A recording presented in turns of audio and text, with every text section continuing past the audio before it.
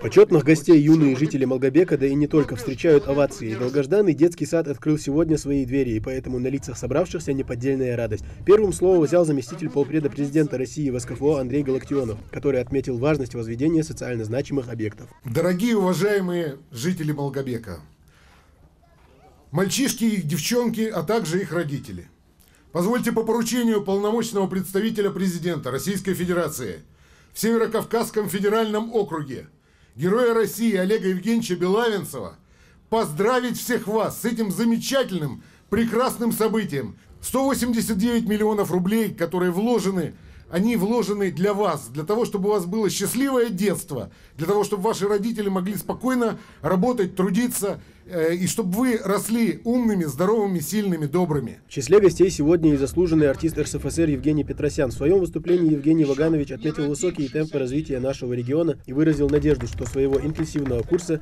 Ингушетия менять не будет. Самое важное – это вкладываться в будущее, а будущее – это дети. С самого раннего детства детей надо обнимать, целовать. Что это означает?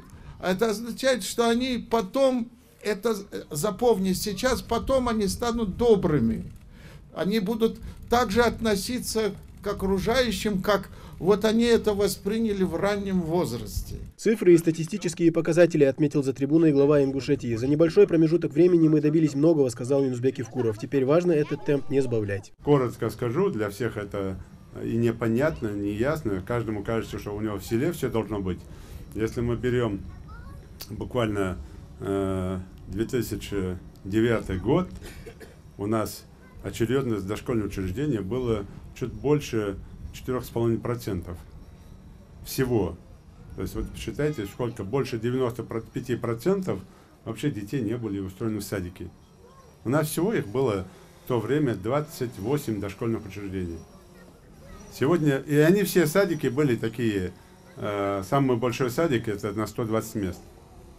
А сегодня у нас 74 дошкольных учреждения. Но не только высокие официальные гости и артистическое братья выступали сегодня. Свою небольшую развлекательную программу для гостей подготовили и совсем малыши детсадовцы. Яркий, необыкновенный, это кукольный театр. Видишь, зрители спешат.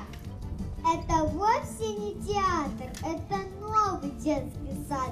Минчон откроет дверь для собравшихся ребят.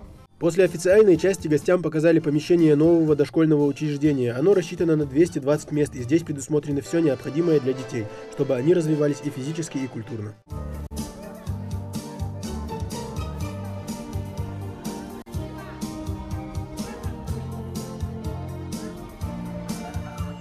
Сразу после этого гости направились уже в другой населенный пункт, где их ждала не менее насыщенная программа. Возведение Дома культуры в Зязиковюрте стало знаковым подарком для местных жителей, поэтому концертный зал наполнен до отказа. Первыми выступления начинают юные жители этого сельского поселения. В этом месте пустынь ночевал.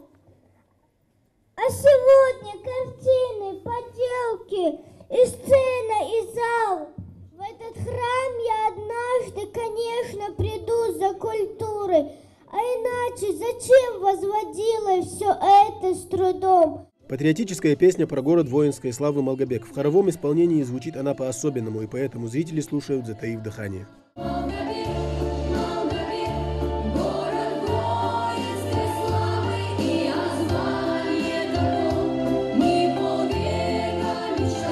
Слово после выступления артистов взял Евгений Петросян, который отметил важность развития культуры как неотъемлемого условия создания и сохранения полноценного и здравого, а главное, духовно богатого общества. Людей приобщали к красоте, культуре.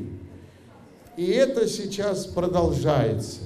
И это очень важно, потому что новые центры культуры ставят перед собой задачи шире. Они приучают людей ценить красоту, ценить этические взаимоотношения между людьми. И для того это существует, чтобы возникло взаимопонимание между людьми. Следующим на сцену поднялся глава Ингушетии. Он отметил, что в этом году регион достиг больших показателей по темпу возведения объектов инфраструктуры, спорта, культуры и образования, но впереди еще много работы. В каждом селе будут эти объекты построены. Это, конечно, в первую очередь благодаря президенту страны, который в своих майских указах на личный контроль взял вот эти объекты. Именно школы, именно дошкольные учреждения, именно объекты культуры, именно объекты спорта. Поэтому вот это социальный блок. Мы очень сильно отставали от этого всего, но мы сегодня это строим, внедряем. Просьба к вам, ко всем жителям, ко всем руководителям, чтобы эффект был от этого Дома культуры. Директором нового Дома культуры станет небезызвестная в нашей республике поэтесса и писательница Тамара Чиниева. Она сама проживает здесь, в селении, и не понаслышке знает, как выстроить работу в новом учреждении. Сегодня в сельском поселении Зязиков-Юрт родился ребенок. А рождение ребенка – это всегда большая радость. Я очень надеюсь, что у этого ребенка большое будущее, что он будет сильным, крепким и красивым, и что всем нам хватит сил, терпения и мудрости вкладывать все свои силы для этого общего и такого нужного дела. После того, как была завершена официальная часть, зрителей ждал праздничный концерт. Судя по тому, с каким азартом дети записывались в кружки, а здесь их, к слову сказать, представлены на любой изысканный вкус, можно смело утверждать, у Ингушетии большое и светлое будущее. Тамерлан Хамхоев, Гапур Черкиев, Новости 24.